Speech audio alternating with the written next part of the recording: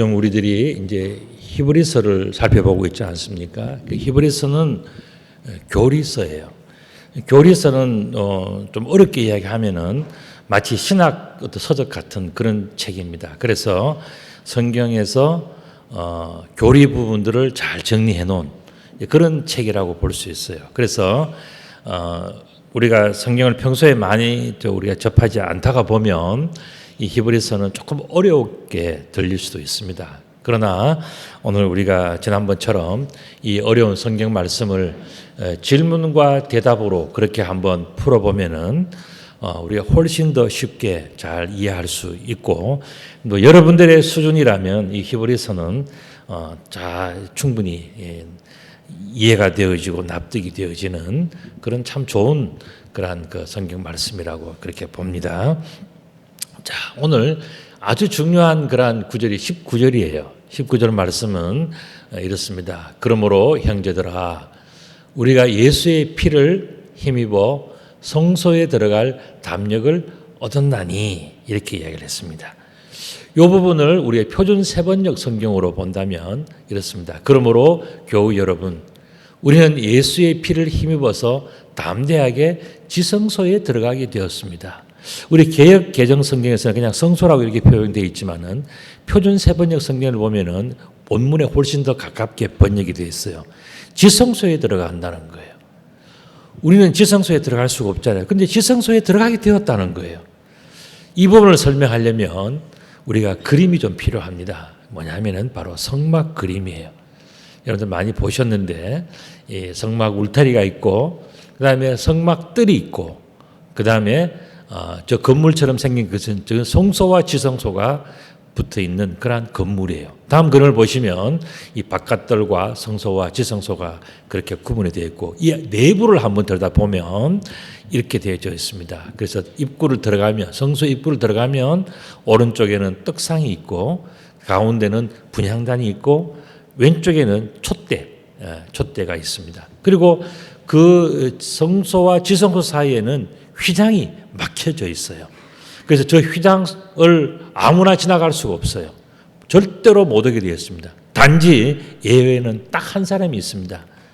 이스라엘 백성 전체 중에 딱 한 사람. 그러면 대제사장이 1년에 한 번만 저 휘장을 열고 안으로 들어가서 법궤 위에서 하나님 앞에 기도하고 하나님의 응답을 받는 특별한 시간, 바로 그런 시간들이 있었어요.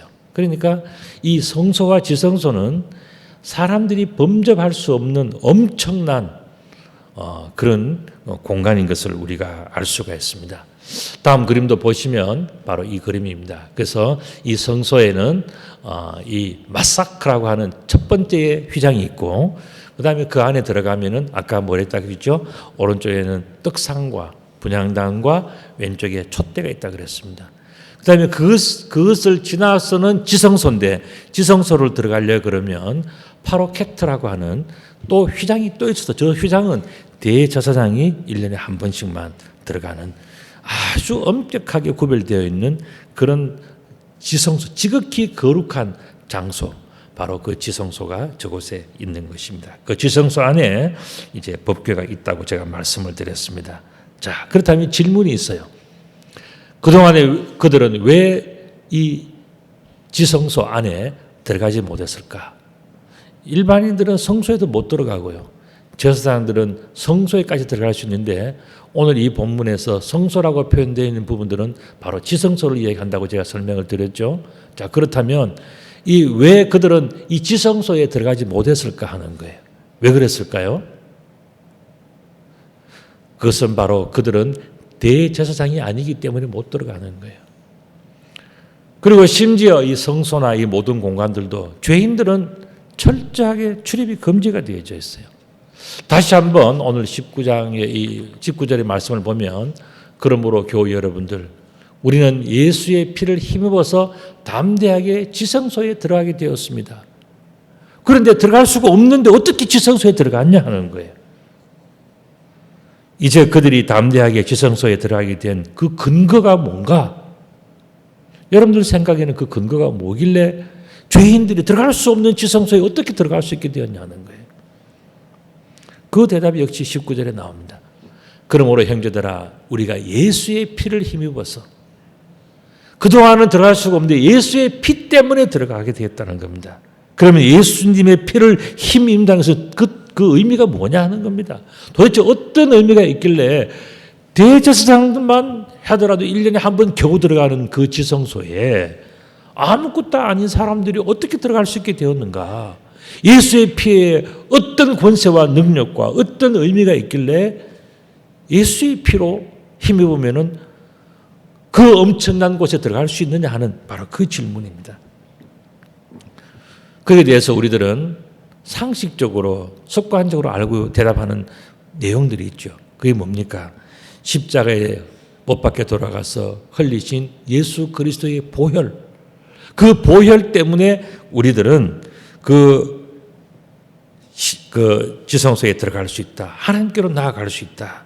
십자가에 흘리신 보혈의 공로 때문에 대속의 그 피값 때문에 예수님께서 그 피값을 치러 주시기 때문에 우리들은 이렇게 용서를 받고 하나님께로 나올 수 있고 오늘 우리가 하나님 앞에 나와서 하나님의 말씀을 듣고 하나님을 찬양하고 누구를 거치지 않아도 직접 집에서도 혼자 할 수 있는 그 예배의 축복이 언제부터 되어졌냐면 예수님께서 열어주신 그 축복이란 말이죠. 이것이 바로 예수님께서 흘리신 대속의 피값입니다.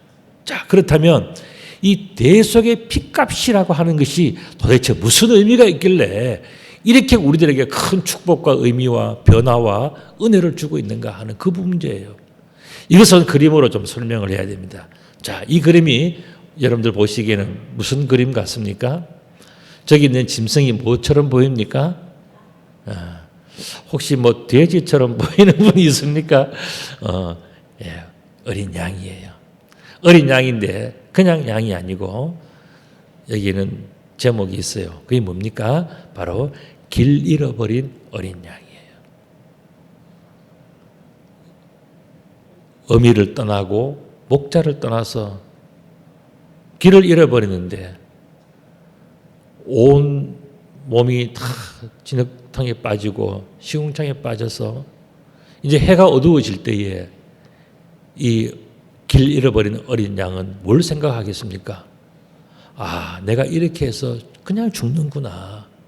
왜냐하면 주변에는 늑대와 이리들이 곰이나 뭐 사나운 들짐승들이 늘 있는 곳이니까 이제 내가 죽겠구나 하는 것을 이 동물은 직감을 하고 있는 거예요. 그런데 이 길 잃어버린 어린 양을 위해서 애타게 이것을 찾는 사람이 있죠. 그게 누굴까요? 바로 목자인 겁니다. 목자는 이 어린 양을 찾기 위해서, 길 잃어버린 어린 양을 찾기 위해서. 저 그림에 한번 보십시오. 독수리는 이제 때만 되면은 저 양을 잡아먹겠다 그러고 또 아까 말씀드린 늑대와 여우나 뭐 들짐승들도 이제 손만 닿으면 저걸 잡아먹겠다고 생각하고 있지 않겠습니까? 바로 그 순간에 이 목자는 저 어린 양을 먼저 구출해낸 이게 바로 구원의 의미예요. 이 목자는 그러고 하고 난 다음에 어떻게 됩니까? 양을 어깨에 메고 다시 돌아올 때에 그 목자의 기쁨이라고 하는 것은 말할 수 없는 큰 기쁨이죠. 양은 정말 바로 오고 직전까지는 두렵고 떨리고 내가 이렇게 죽겠구나 하고 온갖 생각과 온갖 염려와 두려움이 있던 그 양이 목자를 만났을 때에 또 목자도 이 양을 만났을 때에 목자는 그 양을 어깨에 메고 너무너무 행복하게 돌아오지 않겠습니까? 이것이 바로 십자가에 못 박혀 돌아가신 예수 그리스도의 사랑이에요. 예수님께서 십자가에 못 박혀서 돌아가실 때 그냥 돌아가신 게 아니고 큰 대못에 손과 발을 못 박히시고 그 다음에 머리에는 가시 면류관에서 찔려서 피를 흘리시고 여러분들 명절에 음식하다가 뭐 가시 하나 손에 찔리면요 어떻게 합니까? 그거 그렇게 아프고 거슬리고 힘들지 않아요. 그런데 손에 대못을 그 당시의 대못은 이런 대못이에요. 사람을 매달아야 되니까. 거기다가 옆구리에 창을 찌르고 그렇게 해서 십자가에 잔인하게 죽였단 말이죠. 그렇게 해서 이 예수님께서 흘리신 십자가의 피. 그래서 우리가 십자가를 이야기할 때는 항상 뭘 이야기합니까? 보혈을 이야기하는 겁니까? 예수님의 피를 이야기하는 거예요. 자, 그렇다면 우리가 여기서 또 하나의 중요한 질문을 하나 하는데 그게 뭐냐면은 성소의 휘장은 왜 찢어졌을까 하는 거예요. 여러분들 생각에는 왜 찢어졌을까? 성소의 휘장은 아주 정교하게 그렇게 수놓은 그런 것이기 때문에 쉽게 찢어지지 않아요. 그리고 그거는 누가 다가갈 수도 없는 거예요. 그런데 왜 찢어졌냐 하는 거예요. 그 누구도 근처에 가서 감히 하나님께서 만들라 하는 그 방법대로 색깔과 모양과 그 모든 그 재질을 다 써서 그대로 만들었던 그 정교한 휘장은요, 그 누구도 감히 손댈 수가 없는 거예요. 그런데 그 성소의 휘장은 왜 찢어졌냐 하는 겁니다. 성소의 휘장은요, 성경을 보면요, 다음 그림처럼 이렇게 모양을, 그 그림에는 천사들이 새겨져 있어요. 이게 뭐예요? 천사가 지키니까 오지 말라 하는 그것입니다. 그리고 붉은색으로 염소의 털로 염색을 한 그 양과 염소의 털로 꼰 그것을 가지고서 저렇게 해놓으니까 그 보는 사람마다 여기는 천사가 지키는구나. 하나도 아니고 셋이 지키는구나. 그 이상은 들어갈 수가 없는 거예요. 두렵고 떨리는 곳이 이곳이에요. 그런데 오늘 본문의 말씀 뭡니까? 저 휘장이 찢어졌다 그랬지 않습니까? 왜 찢어졌냐는 거예요. 왜 성소의 휘장이 찢어졌는가? 다음 그림에도 보시면은 이 거룩한 곳이 찢어진 거예요. 왜 그랬을까요? 그것은 바로 길 잃은 양을 가슴에 안고 하나님 앞에 나타나신 그 예수님 때문에 하나님께서 저 성소의 휘장을 찢으신 거예요. 이것을 그림으로 표현한다면 이런 겁니다. 길 잃어버린 어린 양, 죽을 수밖에 없는 죄인, 감히 하나님 앞에 나올 수 없는 존재, 그 존재를 십자가에 못 박혀 돌아가신 예수님 피 묻은 손으로 그 어린 양을 품고 하나님 앞에 나와왔을 때에 하나님은 예수 그리스도와 이 죄인을 위해서 그동안 절대로 오면 안 돼 하고 막아놓았던 그 휘장을 하나님께서 스스로 찢으신 거예요.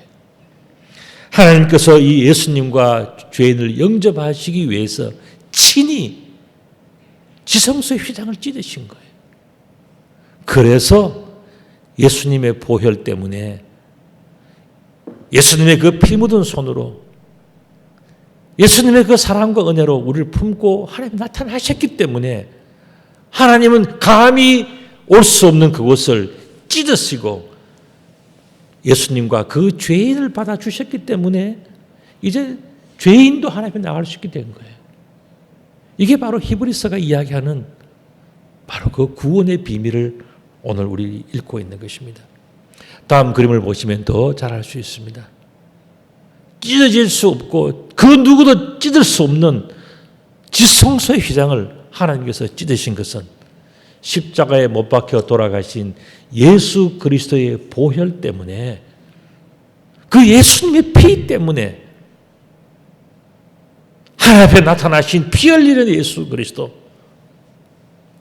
그 때문에 하나님은 스스로 성소의 휘장을 찢으시고 예수님을 맞아주시고 예수님의 품에 있는 길 잃어버린 어린 양 바로 우리 죄인들을 하나님을 떠나고 목자를 떠나고 지 마음대로 살아보겠다고 세상에 나가서 잘난 척하면서 곧 죽을 줄도 모르면서 그냥 지 마음대로 갔던 그 어리석은 어린 양을 하나님께서는 맞이하기 위해서 하나님 스스로 그 지성소의 휘장을 하나님 찢으신 거예요. 이게 바로 십자가의 거룩한 의미인 것을 오늘 본문은 우리들에게 설명해 주고 있는 것입니다. 그래서 요한복음 14장 6절에서도 예수님께서 친히 말씀하시기를 내가 곧 길이요 진리요 생명이다 그랬어요. 예수님께서 우리들을 품고 나타나셨기 때문에 그게 바로 예수님이 바로 길을 열어주신 거예요. 그리고 예수님께서 바로 우리들의 생명이 되어주신 거예요. 그래서 예수님은 아주 당당하게 담대하게 선포하셨습니다. 나로 말미암지 않고서는 아버지께로 올 자가 없느니라. 아버지는 오직 한 분 예수 그리스도를 보고 저를 믿는 자마다 멸망하지 않고 영원한 생명을 누릴 수 있는 그 축복을 예수님 때문에 주신 거예요. 그때 우리는 예수님 품에 안겨 있는 길 잃어버린 어린 양들은요, 예수님의 축복을 받기 때문에, 예수님의 은혜 때문에 우리들 하나님 앞으로 나아갈 수 있는 길이 생긴 거예요. 그래서 예수님께서는 내가 곧 길이요 진리요 생명이다라고 그렇게 선포하신 것입니다. 오늘 본문 20절에 보면 그 길은 우리를 위하여 휘장 가운데로 열어놓으신 새로운 살 길이요 휘장은 곧 그의 육체니라 그랬습니다. 예수님께서 십자가에서 못 박혀서 그 살과 피를 찢겨 흘리실 때에 하나님은 그 모습을 보시면 내 사랑하는 아들의 그러한 희생과 헌신을 보면서 하나님은요 스스로 휘장을 찢으신 거예요. 그 아들의 희생을 헛되지 않게 하기 위해서 하나님은 친히 휘장을 찢으시고 그 귀한 아들의 사랑을 하나님께서는 맞이해 주신 거예요. 그래서 십자가는 보혈을 상징하는 거예요. 피를 상징하는 겁니다. 그래서 이 십자가는 예수 그리스도, 십자가에 달리신 예수 그리스도는 바로 보혈의 피. 너무너무 존귀하기 때문에 보배와 같은 피, 보혈이라고 이야기합니다. 왜냐하면 우리의 죄를 용서해 길 잃어버리고 하나님을 떠나고 지 마음대로 살고 한치 앞을 내다보지 못하면서 가서 세상 속에서 그냥 지 마음대로 먹고 살아보겠다고 그렇게 목자의 품을 떠났던 그 길 잃어버린 어린 양을 구원해 주시는 주님의 사랑과 은혜가 있기 때문에, 그래서 다시 하나님께로 나아갈 수 있는 그 축복을 열어주셨기 때문에 예수 그리스도의 피는 정말 우리들에게는 보배와 같은 그런 귀중하고 거룩한 피가 되는 것입니다. 자, 그렇다면 다시 한번 질문을 드려봅니다. 뭐냐 하면은 구원받은 이 어린 양이 할 일이 뭔가 하는 거예요. 그것도 역시 오늘 표준 세번역 19절에 나오는데 이 19절은 참 중요한 구절이에요. 그러므로 교우 여러분, 우리는 예수의 피를 힘입어서 담대하게 지성소에 들어가게 됩니다. 라고 이야기해요. 담대해야 돼요. 담대한 모습은 어떤 걸까요? 한번 볼까요? 자, 이런 거예요. 뭐냐 하면은 뭔지는 모르겠지만 무조건 감사하는 거. 이 어린 양은요, 사실은 지가 잘못한 것을 다 알고 있는 거예요. 제가 좋은 풀 먹겠다고 자유롭게 한번 살아보겠다고 자기의 아빠 양, 엄마 양을 떠나고 목자의 품을 떠나고 지 마음대로 그냥 철없이 뛰쳐나갔던 자신의 과거를 아는 저 어린 양이야. 그런데 나가보니까 정말 죽을 것 같았잖아요. 그런데 목자가 구해줬잖아요. 그러니까 이제는 뭡니까? 이 목자에 대해서 염치불구하고 사랑합니다라고 이야기하는 저 어린 양. 나를 건져주셔서 너무 감사합니다라고 이야기하는 저 어린 양. 지난날의 과거는 과거고 다 잊어버리고 이제는 나를 구원하신 주님 앞에서 내가 다시 한번 살겠노라고 이야기하는 저 어린 양. 이게 뭐냐? 담대함이에요. 여러분들 중에서도요, 옛날에 잘못한 것 때문에 계속 그것 때문에 나는 그것 때문에 예수 믿기 힘들고 나는 그것 때문에 하나님 가까이 오기 힘들고 나는 그것 때문에 교회 가는 게 어렵고 맨날 그렇게 생각하는 사람은요, 담대하지 않는 사람이에요. 굉장히 비겁한 사람입니다. 담대하다고 하는 것은요, 그런 뜻이 아니에요. 파를레시아라고 하는 저 단어는요, 뭐냐 하면 영어로 한다면 boldness예요. 굳건한 거에 흔들리지 않는 거예요.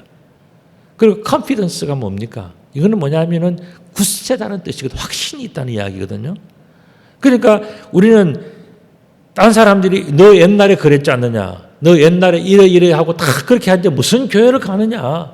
네 같은 사람이 예수 믿으면 다 구원받고 다 천당 가겠네.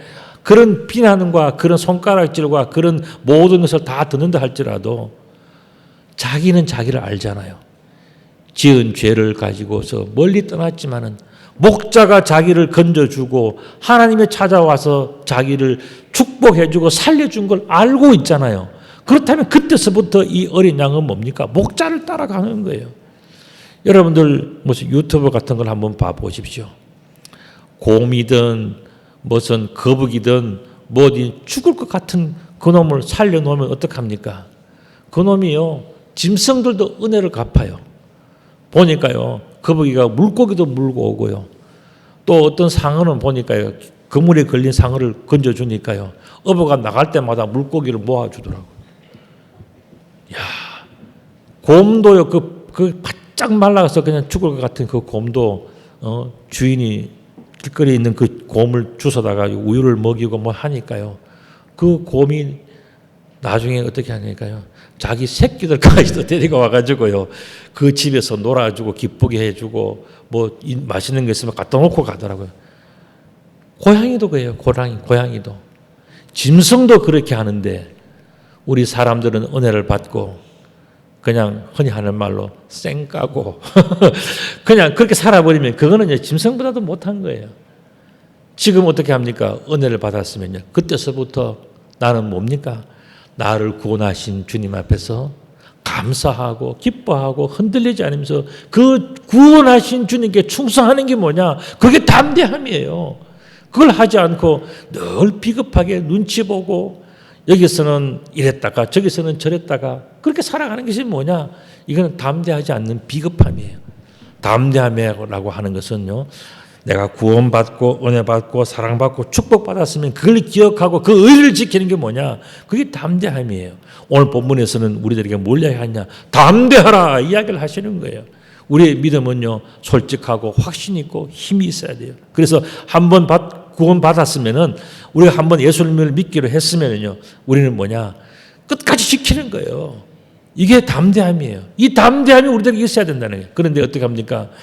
어려울 때 사랑받고 축복받고 구원받으면 그때는 참 좋았는데 그거 하고 나고 세월이 지나고 잘 되고 그러면 다 잊어버려요. 그리고 늘 핑계가 있어요.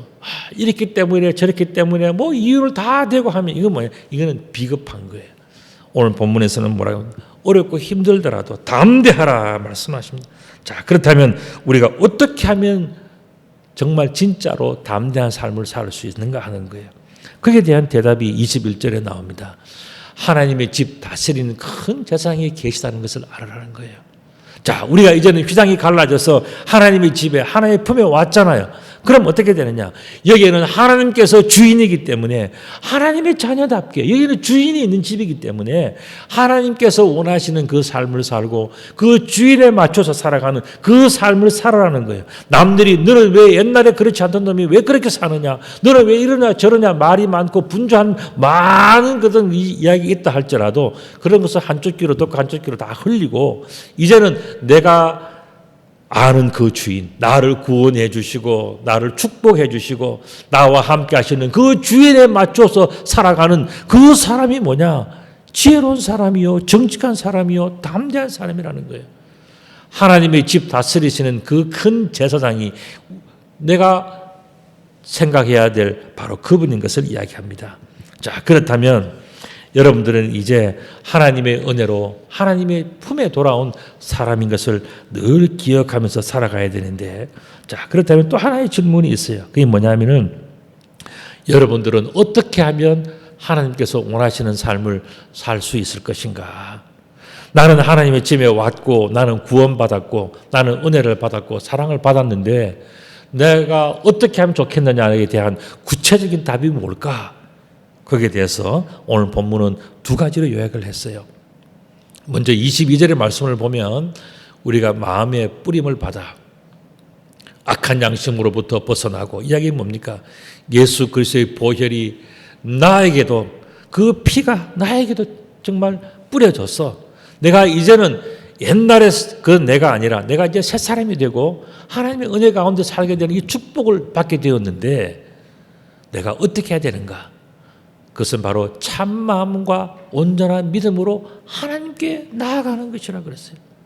참 마음이라는 뜻이 뭐겠습니까? 그 진실한 마음을 이야기해요. 예전에는 여기서는 그냥 왔다 갔다 이런 생각, 믿을 수 없는 우리들이었지만 이제는 뭡니까? 진실한 마음을 가지고서 진심으로 내가 하나님께 나아간다는 그런 마음이 있어야 된다는 거예요. 그래서 내가 우리 사람에게도 의리가 있어야 되지 않습니까? 구원받고 사랑받고 용서받고 축복받았다면 이제는 내가 적어도 그 의리를 지키면서 진실되게 살겠다라고 하는 그 마음이 있어야 된다는 거예요. 둘째는 뭐냐? 내가 확고한 믿음이 있어야 돼요. 내가 정말 지금은 이렇게 어렵고 힘들지만은 내가 예수님을 알았고 하나님을 알았고 내가 하나님의 집에 왔고 나는 하나님의 구원받은 백성이 됐기 때문에 나는 하나님 안에서 어떻게 살겠다라고 하는 그 확고한 믿음, 흔들리지 않는 확신, 소신이 있어가지고 그걸 가지고서 하나님께로 나아가는 것.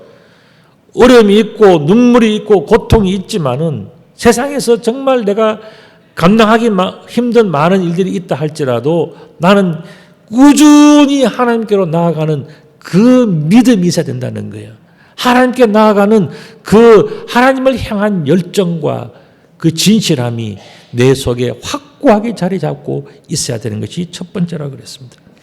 두 번째는 뭐냐? 이것을 표준변 세 번역으로 다시 한번 읽어드리면 또 우리에게 약속하신 분은 신실하시니 개역개정에서는 뭐라 그랬습니까? 우리에게 약속하신 분은 미쁘시니 이렇게 이야기했거든요. 그 미쁘다는 뜻은 신실하다는 뜻이에요. 우리는 흔들리지 말고 우리가 고백하는 그 신앙을 굳게 접읍시다. 그리고 서로 마음을 써서 사랑과 선한 일을 하도록 서로 격려합시다 이야기예요. 이야기는 뭡니까? 내가 구원받았으면 내 마음속으로 아멘, 할렐루야 이것만 그냥 생각하고 말하고 끝나는 게 아니라는 거예요. 우리의 인생은 뭡니까? 선한 일을 하는 일을 서로 도와주고 격려하고 선한 일을 할 수 있도록 해야 된다는 거예요. 우리는 선한 일이 뭐겠습니까? 하나님의 일이에요. 하나님이 꿈꾸는 일들, 하나님이 계획하시는 일들, 하나님이 기뻐하시는 일들, 내가 못하면 다른 사람이 할 수 있도록 밀어주고 기도해주고 도와주면서 모든 사람들이 하나님 앞에서 하나님의 일을 할 수 있도록 그 한 마음을 모아주는 게 뭐냐? 그게 선한 일을 하는 것이고 선한 일을 하도록 격려해 주는 거예요. 그런데 교회 일 좀 하려고 그러면은 네가 교회 일 하냐? 네가 헌금하냐? 네가 선교하냐? 그렇게 비웃으면 안 돼요. 우리는 내가 못하더라도 또 우리 교회가 못하면 다른 교회도 할 수 있잖아요. 다른 어떤 나라도 할 수 있잖아요. 다른 민족도 할 수 있잖아요.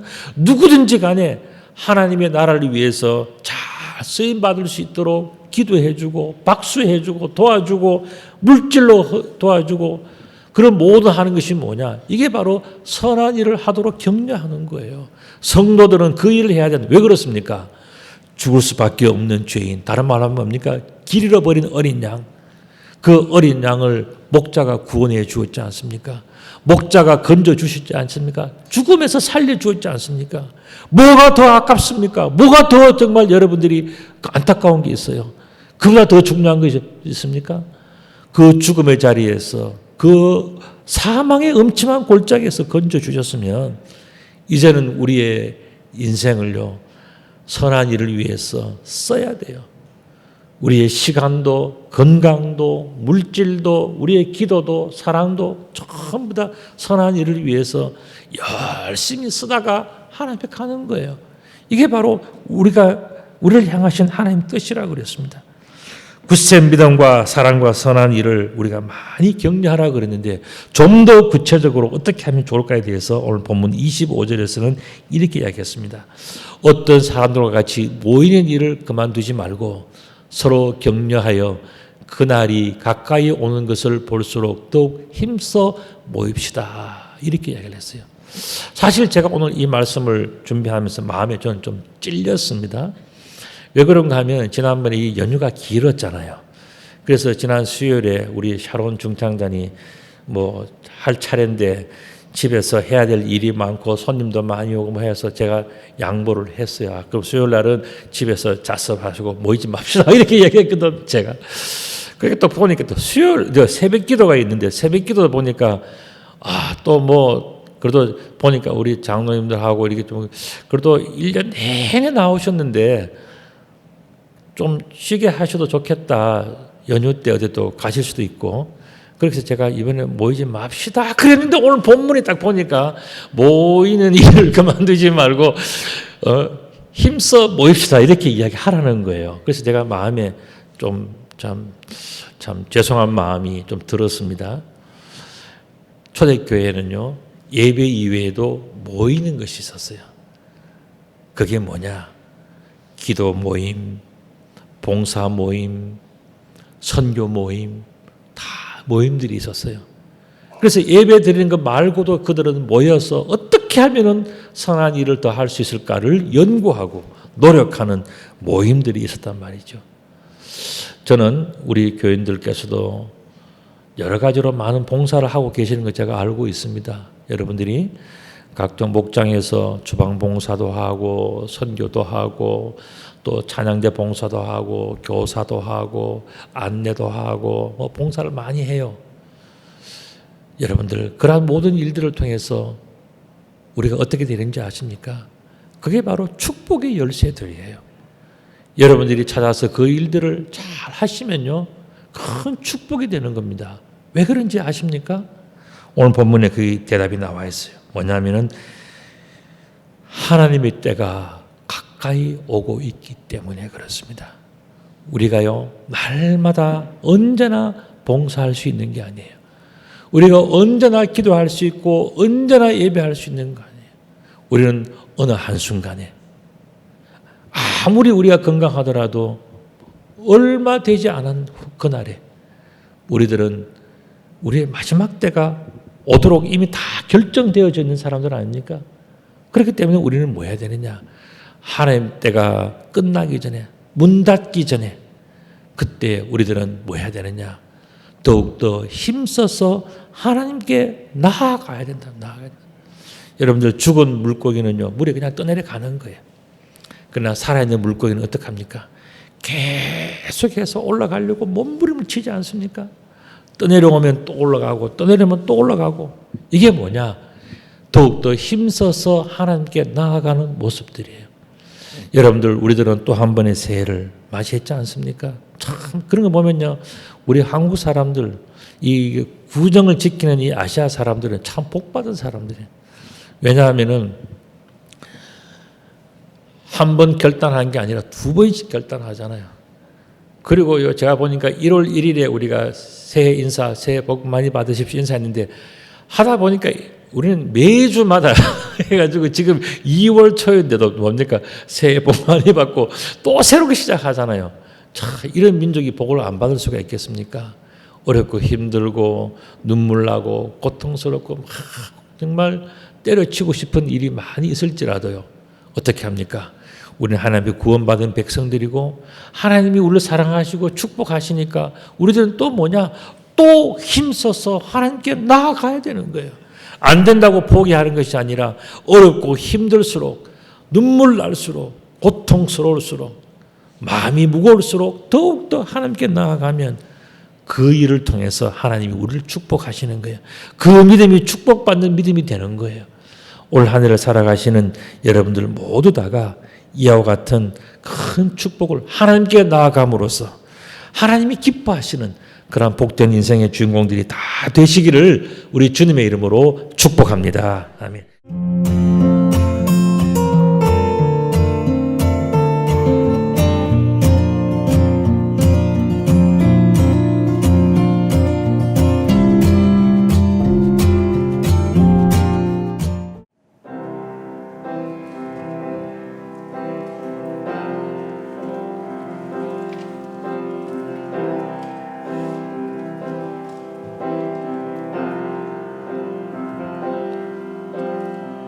우리들을 위하여 십자가에 못 박혀 모든 죄를 용서하사 은 삼아 주시고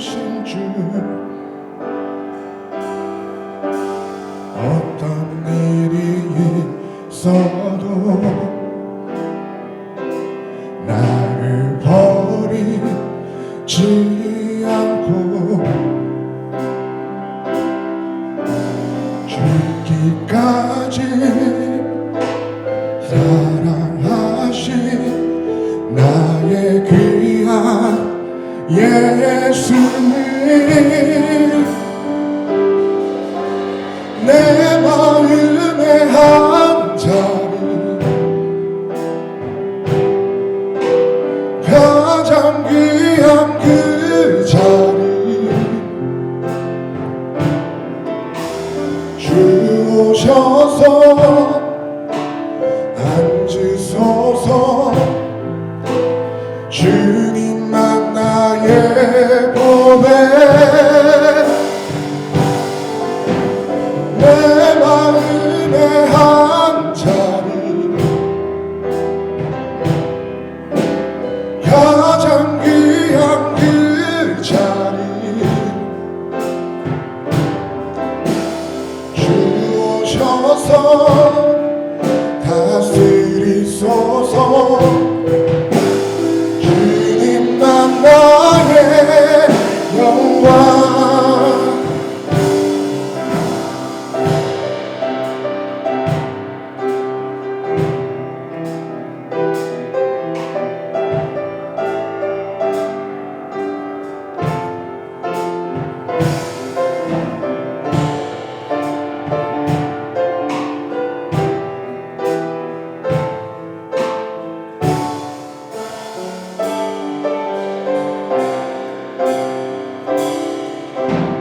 어떤 일이 있어도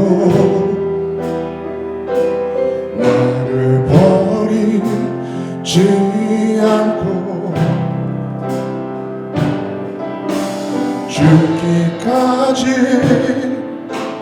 사랑하신 나의 귀한 예수님, 내 마음의 한 자리, 가장 귀한 그 자리, 주 오셔서 앉으소서. 주님만 나의 보배, 내 마음의 한 자리, 가장 귀한 그 자리, 주 오셔서 앉으소서. 주님만 나의 영광, 내 마음의 한 자리, 가장 귀한 그 자리, 주 오셔서 앉으소서. 주님만 나의 보배, 내 마음의 한 자리, 가장 귀한 그 자리, 주 오셔서 다스리소서. 주님만 나의 영광, 주님만 나의 영광.